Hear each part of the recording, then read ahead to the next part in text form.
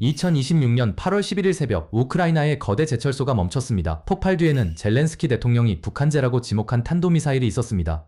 한때 불발이 많고 엉뚱한 곳에 떨어지는 불량품이라는 평가를 받았던 무기입니다. 그런데 이날 직원 7명이 숨지고 21명이 다쳤으며 에너지와 코크스, 고로 관련 설비가 손상됐습니다. 자포리자 스타일 제철소는 전면 가동을 멈췄고 다른 사업장까지 감산에 들어갔습니다. 이것은 단순히 먼 나라에서 벌어진 사건이 아닙니다. 이 미사일의 실패와 생존 경험이 평양으로 돌아가는 순간 한반도의 시간표도 달라질 수 있기 때문입니다. 당시 야간 근무자들은 공습 경보를 듣고 작업장을 떠나 대피소로 이동하고 있었습니다. 바로 그 짧은 시간에 탄도미사일이 떨어졌습니다. 젤렌스키 대통령은 러시아가 북한제 탄도미사일을 사용했다고 지목하며 탄도미사일 생산 확대와 북한 장비 반입은 모스크바가 평화가 아니라 확전을 준비한다는 뜻이다 라고 말했습니다. 다만 여기에는 분명한 선이 있습니다. 이번 현장의 탄착물을 KN-23이나 KN-24로 특정한 독립적인 공개 감식은 아직 없습니다. 러시아는 군사산업과 운송시설을 공격했다고 주장했고 북한도 특정 미사일 형식의 사용을 확인하지 않았습니다. 따라서 오늘 공격을 북한제라고 부르는 근거는 젤렌스키의 발표입니다. 이번 잔해가 KN-23으로 확인됐다는 뜻은 아닙니다. 그런데 북한 미사일에 대한 초기 평가는 지금과 전혀 달랐습니다. 우크라이나 검찰과 관련 소식통은 러시아가 처음 발사한 북한 미사일 가운데 절반가량이 예정된 궤도에서 벗어나거나 공중에서 폭발했다고 평가했습니다. 당시 분석된 24발 가운데 군사 표적에 비교적 가까이 떨어진 것은 2발뿐이라는 주장도 나왔습니다. 절반은 고장나고 24발 중 2발만 가까이 갔다. 숫자만 보면 미사일이라기보다 거대한 불량품 목록처럼 보입니다. 불발 많다던 미사일 아니었나? 라는 반응이 나올 만했습니다. 그러나 여기서 공격자와 방어자의 계산은 완전히 다릅니다. 공격자는 24발 가운데 22발이 빗나가더라도 남은 2발이 전력이나 가스, 운송 같은 핵심 병목을 끊는다면 목적을 달성할 수 있습니다. 반면 방어자는 23발을 맞고도 마지막 한 발을 놓치면 노동자와 산업시설을 잃을 수 있습니다. 공격자는 실패한 미사일을 다시 만들면 되지만 방어자는 날아오는 모든 미사일에 경보를 울리고 탐지와 요격을 준비해야 합니다. 공격자의 실패율이 높다는 사실이 방어자의 안전을 보장하지 않는 이유입니다. 물론 24발 중 2발이라는 숫자를 북한 미사일 전체의 확정 명중률로 바꿔서는 안 됩니다. 이것은 잔해와 궤적, 피해 자료를 가진 우크라이나 전시당국의 평가입니다. 원래 목표가 어디였는지, 몇 발이 요격됐는지, 전파 방해가 얼마나 강하게 작동했는지 전체 조건은 공개되지 않았습니다. 우크라이나는 직접 공격받은 당사자인 동시에 서방의 반공 지원을 더 끌어내야 하는 전쟁 당사자이기도 합니다. 숫자는 봐야 합니다. 조건도 봐야 합니다. 그러나 초기 실패 평가 하나만 붙잡고 이 무기의 위험까지 지워버리는 것은 더 큰 착각입니다. 이 무기의 정체는 과거 공격에서 회수된 잔해를 통해 조금 더 구체적으로 드러났습니다. 우크라이나 국방부는 2026년 4월 이번 제철소 공격이 아니라 이전 공격에서 회수한 KN-23과 KN-24 잔해를 공식 분석했습니다.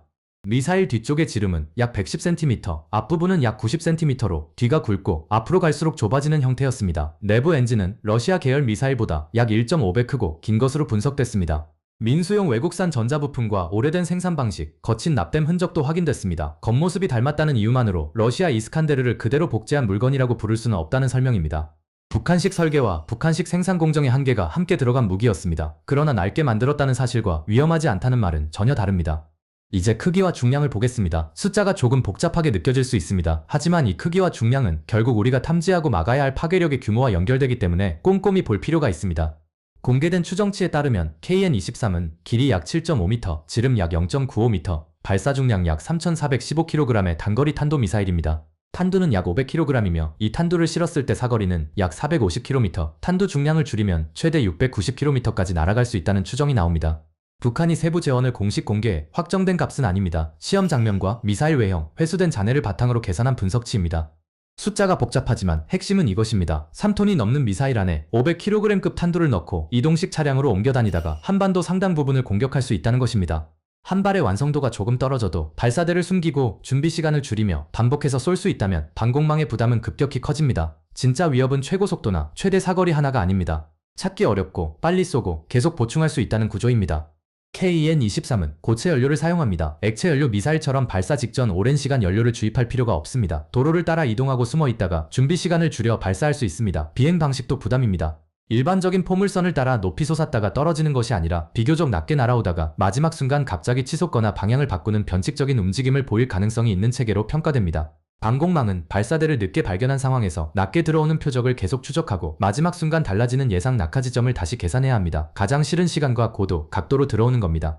실제 전장에서는 탄도미사일 한 발만 날아오지도 않습니다. 자포리자 스탈 피격 당일 우크라이나 전국을 향한 복합 공격에는 장거리 공격 드론 120대도 포함됐습니다. 이 드론들이 모두 제철소로 향했다는 뜻은 아닙니다. 중요한 것은 레이더와 지휘 통제 인력이 수많은 비행물체를 구분하는 동안 탄도미사일이 짧은 반응 시간을 파고든다는 점입니다. 드론을 무시할 수도 없고 모든 드론에 비싼 요격탄을 쓸 수도 없습니다. 무엇을 먼저 막을지 판단하는 그 짧은 순간에 탄도미사일이 빈틈을 찌르는 것입니다.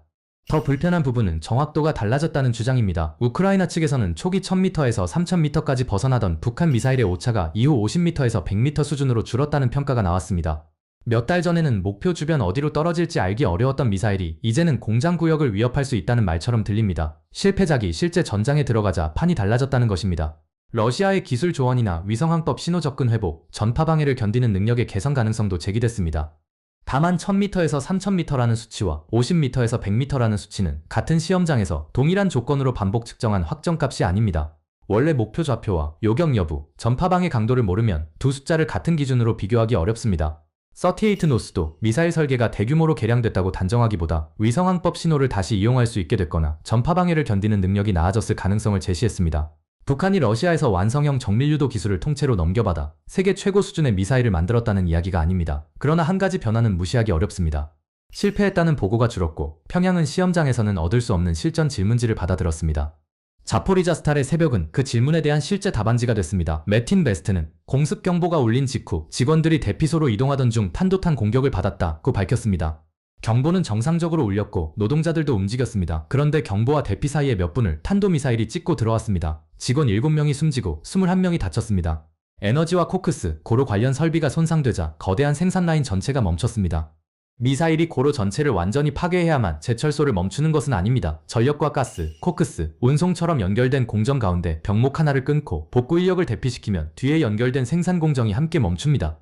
러시아는 이곳이 군사산업과 운송을 뒷받침하는 표적이었다고 주장합니다. 매틴 베스트는 노동자들이 일하던 민간 산업시설이었다고 밝혔습니다. 두 입장은 충돌합니다. 그러나 사망자가 노동자였고 공장이 실제로 멈췄다는 사실은 충돌하지 않습니다. 불발이 많다는 평가는 안심할 이유가 아니었습니다. 다음 발이 어떻게 달라지는지 지켜봐야 한다는 경고였습니다.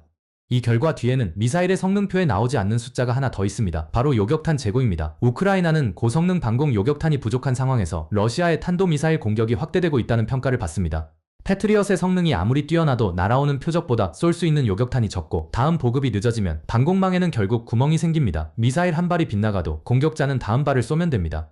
그러나 방어자는 미사일이 날아올 때마다 탐지하고 분류하며 요격 여부를 결정해야 합니다. 성능보다 재고가 전쟁의 시간을 결정하는 순간입니다. 제철소를 멈춘 것은 젤렌스키가 북한제라고 지목한 탄도미사일이지만 그 뒤에는 러시아의 발사 경험과 북한의 생산 라인, 우크라이나의 요격탄 부족이 한 줄로 연결돼 있습니다. 북한은 2023년 말부터 KN-23과 KN-24를 러시아에 공급한 것으로 보고됐습니다. 러시아가 미사일을 소모품처럼 계속 사용하는 동안 평양은 실패한 엔진과 살아남은 발사대에서 실전 교훈을 챙길 수 있습니다. 언제 움직여야 발사대가 오래 살아남는지, 어느 시간대에 발사할 때 방공 반응이 늦는지, 어떤 전파 방해 환경에서 오차가 커지는지, 드론을 섞었을 때 어느 공격 방향이 살아남는지에 관한 경험입니다. 탄착 사진 한 장보다 무서운 것은 이런 운용 경험입니다. 우크라이나 정보당국은 러시아 보로네시 지역에 북한 인원 약 90명과 발사대 6기, 최대 120발의 미사일 배치를 추진했고 이 가운데 40발이 이미 보내졌다고 주장했습니다. 확정 배치로 독립 확인된 사실은 아닙니다. 그러나 사실이라면 북한 인원이 이동과 은폐, 재장전과 위장, 정비 과정을 가까이에서 관찰할 가능성이 커집니다. 잔해만 뜯어봐서는 배울 수 없는 영역입니다. 러시아는 쏘고 북한은 배웁니다. 우크라이나는 공격받고 평양은 채점표를 받습니다. 그렇다고 러시아가 모든 발사 과정에서 미사일이 날아가며 보내는 세부 데이터와 완전한 분석 자료를 북한에 넘겼다고 단정할 근거는 없습니다. 공개된 것은 그런 전면적인 데이터 제공이 아니라 반복적인 미사일 사용과 북한 인력 배치에 관한 주장입니다. 평양이 얻는 채점표는 발사별 모든 숫자가 아니라 어느 부품이 자주 고장났는지, 어떤 항법 방식이 전파 방해 속에서 버텼는지, 어떤 이동 절차가 발사대를 살렸는지, 생산량을 늘릴 때 품질을 어디까지 양보할 수 있는지에 관한 제한된 교훈일 수 있습니다. 하지만 제한됐다고 가벼운 교훈은 아닙니다. 실전 방공망을 한 번도 만나지 못한 군대와 실패한 이유를 한 번이라도 확인한 군대는 분명히 다릅니다. 이 대목에서 한국의 계산이 나옵니다. 한국이 상대해야 할 것은 미사일 한 종류가 아니라 발사 전 징후를 찾는 순간부터 요격 뒤 피해를 확인하는 순간까지 이어지는 전체 시간표입니다. 먼저 위성과 무인기, 통신 신호 분석을 통해 이동식 발사대와 지원 차량의 움직임을 찾아야 합니다. 한 감시 장비가 놓친 표적을 다른 장비가 이어받고 그 경보가 지휘 통제 체계까지 지체 없이 전달돼야 합니다. 발사 전 징후를 늦게 발견하면 뒤에 남는 모든 시간이 짧아집니다. 다음은 지속적인 추적입니다. 미사일이 낮게 날아오다가 마지막 순간 갑자기 움직임을 바꿀 가능성이 있다면 처음 발견한 위치만 보고 낙하 지점을 고정해서는 안 됩니다. 여러 레이더가 하나의 비행 경로를 이어서 추적하고 지휘 통제 체계가 예상 지점을 계속 다시 계산해야 합니다. 그 위에 낮은 고도의 표적을 맞는 천궁투와 패트리엇, 더 높은 고도를 담당하는 엘셈이 연결돼야 합니다. 첫 번째 요격 기회를 놓치면 다음 방어층이 이어받아야 하고 요격 뒤에도 탄두가 계속 날아오는지 확인해 다시 쏠지를 판단해야 합니다. 탐지, 추적, 판단, 다층 요격, 피해 확인, 재교전. 한 단계라도 끊기면 뒤에 체계가 늦습니다. 한국은 이미 이 기반을 만드는 데 돈을 투입하고 있습니다. 엘셈 양산에는 2025년부터 2030년까지 약 1조 7,300여억 원이 들어갑니다. 2026년 한국형 미사일 방어체계 전력에는 약 1조 8,126억 원, 감시정찰과 지휘통제 기반 전력에는 약 1조 501억 원이 편성됐습니다. 이것은 자포리자스탈 공격을 보고 갑자기 생긴 예산이 아닙니다. 북한 탄도미사일 위협에 대응하기 위해 이미 진행해온 사업입니다. 그런데 1조 단위 예산은 방공 시스템을 만드는 돈입니다. 전쟁이 시작된 뒤 더 절실해지는 것은 하루에 실제로 사용할 수 있는 요격탄의 수와 소모한 유도탄을 다시 생산하는 속도입니다. 위성과 레이더, 지휘 통제 체계가 아무리 좋아도 발사대에 남은 요격탄이 없다면 방공망은 오래 버틸 수 없습니다. 우리 공장이 북한의 미사일 생산과 발사 속도를 따라잡거나 압도할 수 있는지, 필요한 부품을 끊김없이 공급할 수 있는지, 손상된 레이더와 발사대를 얼마나 빨리 고칠 수 있는지가 중요합니다. 이 지속 능력은 예산서에 적힌 총액보다 전쟁의 결과에 더 직접적으로 영향을 줍니다. 냉정하게 봐야 합니다. KN-23의 변칙적인 움직임이 한국형 미사일 방어체계를 무력화했다고 말할 근거는 없습니다. 반대로 기존 방어체계가 어떤 상황에서도 모든 미사일을 막을 수 있다고 안심할 근거도 없습니다. 공격 방향과 비행고도, 동시에 날아오는 표적의 수, 전파방해, 배치된 포대와 남은 요격탄에 따라 방어 기회는 달라집니다. 무기 하나가 전쟁을 혼자 이기지 않습니다. 요격탄 한 종류도 하늘을 혼자 지키지 못합니다. 한국이 준비해야 할 대응책은 분명합니다. 첫째, 우크라이나가 공개하는 잔해와 비행 경로, 피해 자료를 계속 축적해야 합니다. 출처의 한계를 표시하되 실제로 공격받은 당사자가 가진 자료를 버려서는 안 됩니다. 둘째, 확인된 비행 경로를 레이더와 지휘 통제 모의 시험에 넣어 미사일이 마지막 순간 움직임을 바꿀 때 추적 정보의 연결이 끊기지 않는지 검증해야 합니다. 셋째, 탄도미사일과 드론, 다른 비행체가 한꺼번에 들어오고 일부 레이더가 작동하지 않는 상황을 가정한 복합 공격 훈련을 반복해야 합니다. 넷째, 요격 성공 여부를 확인하고 필요한 경우 다시 요격하는 과정까지 하나의 훈련으로 묶어야 합니다. 다섯째는 재고와 생산입니다. 창고에 요격탄이 몇 발 있는지만 계산해서는 안 됩니다. 전쟁이 한 달간 이어질 때 하루에 몇 발을 사용할 수 있는지, 소모한 탄을 생산 라인이 얼마나 빨리 보충할 수 있는지, 외국산 부품 하나가 막혔을 때 대신 사용할 부품이 있는지까지 따져야 합니다. 북한이 거친 생산 공정으로 공격 미사일의 수를 늘리는데 한국이 비싼 요격탄을 느린 속도로만 보충한다면 시간이 갈수록 부담은 커질 수밖에 없습니다. 여섯째는 복구입니다. 전력과 통신, 핵심 생산 설비를 분산하고 대체선을 준비해야 합니다. 노동자의 대피 시간과 시설 복구 순서도 실제 상황처럼 훈련해야 합니다. 자포리자스탈이 보여준 것은 고로의 장갑이 약하다는 사실이 아닙니다. 서로 연결된 공정 가운데 한 부분이 끊기면 전체 생산이 멈출 수 있다는 약점입니다. 미사일을 모두 막지 못하더라도 한 발이 국가의 생산 기능을 오랫동안 묶지 못하게 만드는 준비가 필요합니다. 무기는 단품이 아닙니다. 방어도 단품이 아닙니다. 발사대를 찾는 위성, 낮고 변칙적으로 날아오는 표적을 추적하는 레이더, 어느 포대가 요격할지 결정하는 지휘 통제 체계, 상층과 하층을 나눠 방어하는 유도탄, 소모한 탄을 계속 생산하는 공장, 공격받은 시설을 되살리는 복구 인력이 하나로 연결돼야 합니다. 이 가운데 하나가 끊기면 제철소의 에너지 설비가 멈췄을 때처럼 뒤에 연결된 체계도 함께 흔들립니다. 북한이 미사일 한 발에서 교훈을 얻는다면 한국은 방공망 전체에서 더 빠르게 교훈을 얻어야 합니다. 이번 공격이 북한 미사일의 완성을 증명한 것은 아닙니다. 이번 탄착물이 KN-23이라고 공개 감식된 것도 아닙니다. 그러나 젤렌스키가 북한제라고 지목한 탄도미사일 공격으로 노동자 7명이 숨지고 21명이 다쳤으며 제철소가 전면 정지한 결과는 남았습니다. 불안전한 무기라도 반복해서 날아오고 방어자의 요격탄이 부족하다면 전략적인 효과를 낼 수 있습니다. 전쟁을 결정하는 것은 가장 화려한 성능표만이 아닙니다. 실제로 발사할 수 있는 미사일 재고와 소모한 무기를 다시 생산하는 공장, 실패한 뒤 운용 방법을 바꾸는 경험이 전쟁의 시간을 결정합니다. 오늘 멈춘 것은 우크라이나의 제철소였습니다. 그러나 그 현장에서 평양이 얻을 수 있는 교훈은 한반도의 시간표를 향합니다. 그래서 한국은 북한 미사일을 걱정하는 나라에 머물러서는 안 됩니다. 독자적으로 먼저 발견하고 끝까지 추적하고 여러 방어층에서 요격하고 소모한 유도탄을 다시 생산하며 공격받은 산업시설을 빠르게 복구할 수 있는 나라가 돼야 합니다.